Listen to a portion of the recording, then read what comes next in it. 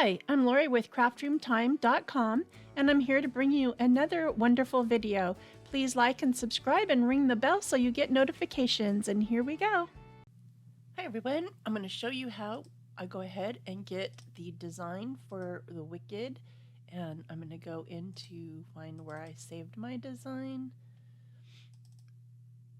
and look for the SVG. Double click it, and here it is, and go ahead and in the lower right corner hit upload, and then click on it where the green box is around it and insert the image, and here it is. Now before you go any further, you're going to want to resize it to whatever you're making so that it will fit. Right now it's a 7.376 by 7.364, almost square, but that's a good size for a t-shirt. Or you can make it a little bigger. Just grab your corner and make it a little bit bigger. And then also knowing what size your vinyl is, your heat transfer vinyl, if you're going to make a t-shirt.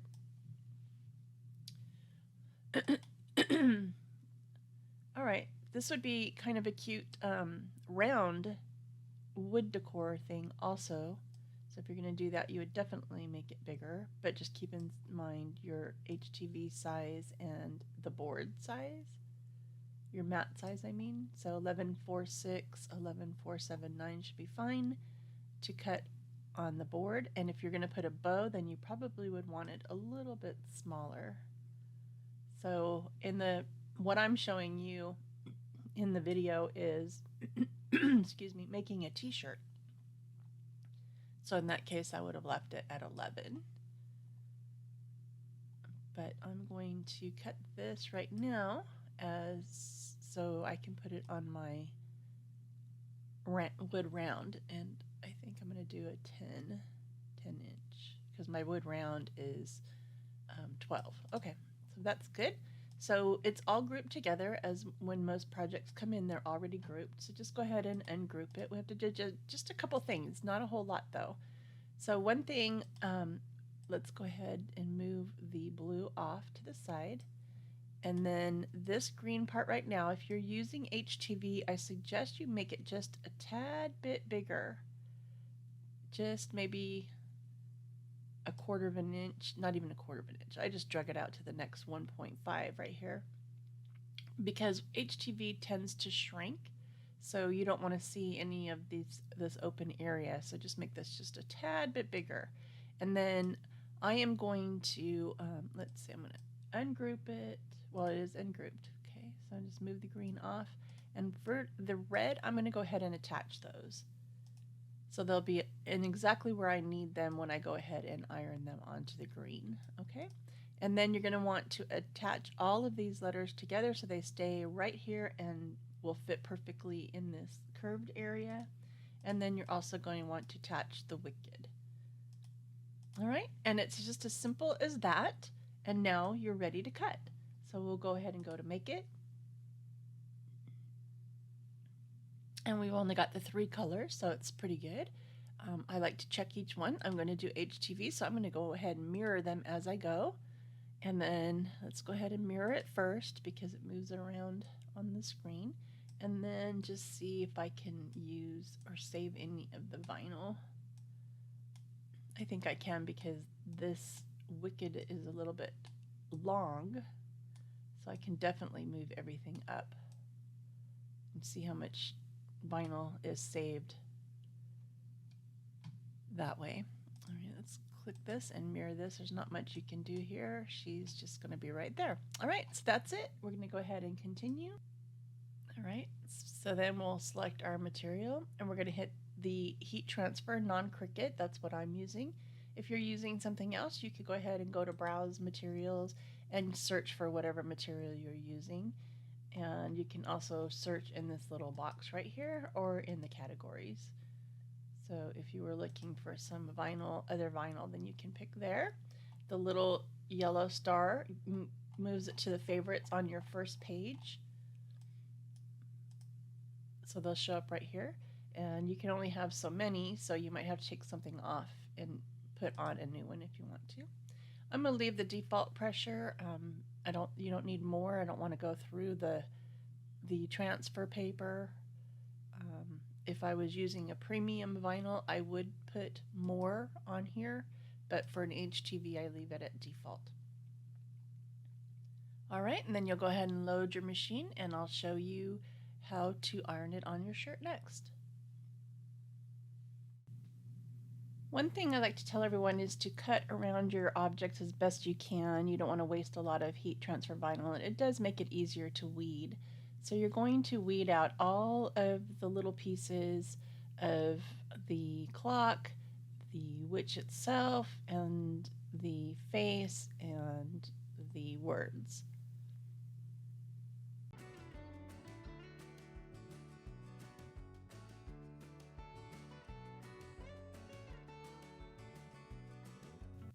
Now to get the shirt ready to accept the heat transfer vinyl.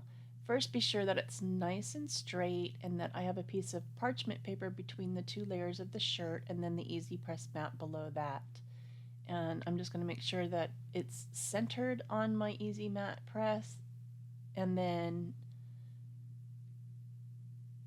make sure that there's nothing on the t-shirt. Remove anything that you see that might end up being iron on that you definitely don't want. And then you'll go ahead and you'll set your machine for 315 degrees for 30 seconds and go ahead and press the area that you're going to put the transfer on. It's best to do this because the heating up the shirt does a couple things. It gets rid of all the wrinkles and it heats up the material so that it's open and ready to accept the heat transfer vinyl. And I recommend not skipping that part at all. Next, you're going to want to find the center of the t-shirt, and sometimes you can use the tag to kind of look to see where the middle is. There are some heat guides and things like that, and if you have my Cricut book, I do give you some heat guide transfers that you can print out and use for t-shirts that show you the center of the t-shirt using the guide. And you can find those on craftroomtime.com. But all you do is make sure that it's in the center where you want it. And always best to take your time to do this. Don't hurry, don't rush. Make sure that everything has been mirrored before you iron it on too. That sometimes that'll cause a problem. Better to find it now than to find it after you've ironed it on. I like to cover my material with the parchment paper. I just find it's a cleaner, better transfer, and it doesn't mess up the rest of the shirt. So I apply probably a medium pressure on the vinyl as well. I want to make sure that it's adhering to the cotton as best as possible. This t-shirt that I'm using is the Cricut t-shirt, so it is a higher polyester content, so it does accept the transfers a little better than just a plain cotton t-shirt. So I am using heat transfer vinyl, and it's a brand that I love, and I will have that in the description below the video.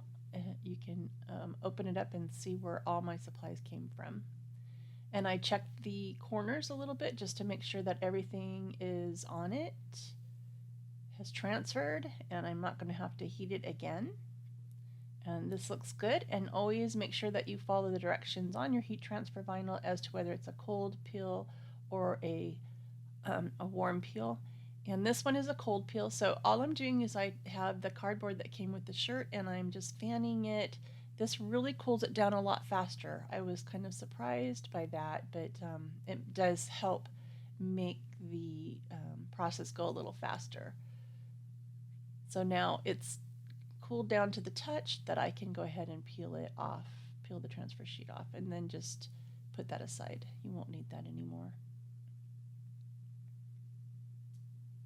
Okay, then next we're going to layer on the green parts, which is all the wording and her face.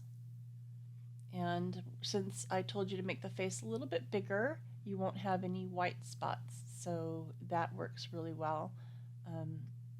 In the video, I did not make it bigger, so I did end up having just a little tiny bit of a white spot, but it was okay, just for my purposes. And then I just worked with that until I figured out exactly where I wanted it to be.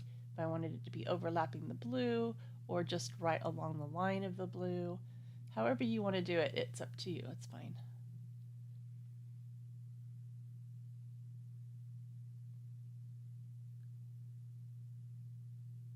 I ended up going just where the words lined right up with the blue, the letters, and the W is the only one that overlapped.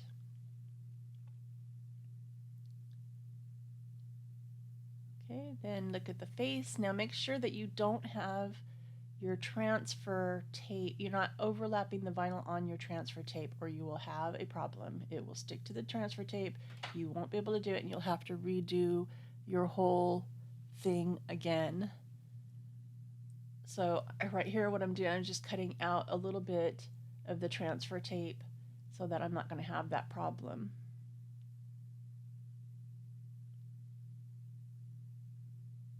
And there's been plenty of times that I've accidentally layered things and went on top of the transfer tape, and then I had to start all over again. That's why I also suggest that you cut around your designs pretty close to the edge, so you won't have to worry about that either. So now when I lay this down, I'm not going on top of any transfer tape.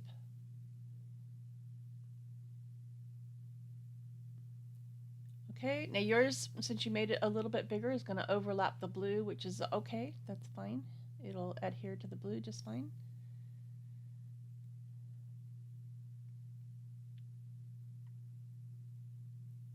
All right, and then go ahead and press that on.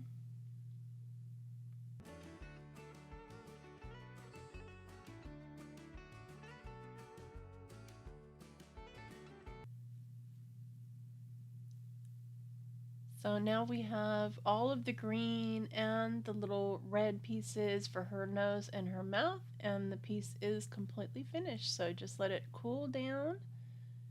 Peel off your final transfer tapes.